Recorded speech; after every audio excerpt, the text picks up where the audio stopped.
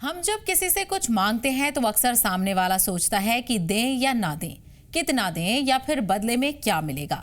لیکن ایک ایسی ذات ہے جو بنا کسی لالچ کے دیتی ہے، بنا کسی بدلے کے امید کے دیتی ہے، اور اتنا دیتی ہے کہ انسان گن بھی نہیں سکتا۔ وہ ہے اللہ الوہاب۔ الوہاب کا مطلب کیا ہے؟ الوہاب کا مطلب ہے وہ جو بار بار بنا حساب، بنا کسی بدلے کی امید کے عطا کرنے والا ہے، یعنی سانسیں، صحت، اولاد، علم، رزق، ایمان، محبت اور یہاں تک کہ توبہ کی توفیق بھی۔ یہ سب اللہ کی ہی عطا کی ہوئی چیزیں ہیں، ہم نے ان میں سے کوئی چیز کمائی نہیں۔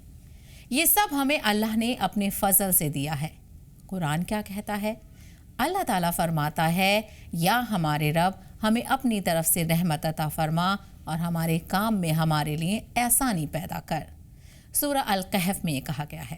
ایک اور جگہ حضرت سلیمان علیہ السلام کی دعا قرآن میں آتی ہے، اے میرے رب مجھے معاف فرما اور مجھے ایسی بادشاہت عطا کر جو میرے بعد کسی کو نہ ملے، بے شک تو ہی سب سے بڑا عطا کرنے والا ہے، الوہاب ہے۔ سورہ 7 میں ذکر ہے۔ یہی آیت ہمیں بتاتی ہے کہ جب حضرت سلیمان علیہ السلام نے دعا کی تو انہوں نے اللہ کو الوہاب کہہ کر پکارا۔ ہماری زندگی میں اس کا کیا مطلب ہے یہ بھی جان لیجئے۔ کبھی ایسا ہوتا ہے ہم بہت محنت کرتے ہیں لیکن کام نہیں بنتا، اور کبھی بنا سوچے سمجھے، بنا امید کے اللہ ایسی نعمت دے دیتا ہے جس کی ہم نے توقع بھی نہیں کی ہوتی۔ کیوں؟ کیونکہ وہ الوہاب ہے۔ وہ صرف ہماری محنت کے حساب سے نہیں دیتا بلکہ اپنی رحمت اور اپنے فضل سے دیتا ہے۔ ہمیں کیا مانگنا چاہیے؟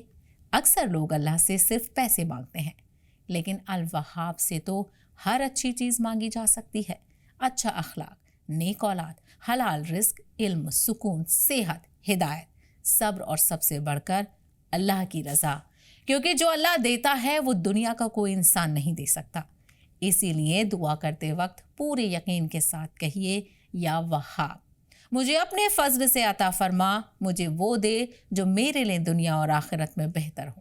یاد رکھیے، دنیا کے لوگ اپنی دولت ختم ہونے کے ڈر سے دینا بند کر دیتے ہیں، لیکن الوہاب کی خزانے کبھی خالی نہیں ہوتے۔ وہ جتنا دیتا ہے اتنا ہی اور دینے کی قدرت رکھتا ہے۔ یہی یقین الوہاب نام ہمیں سکھاتا ہے۔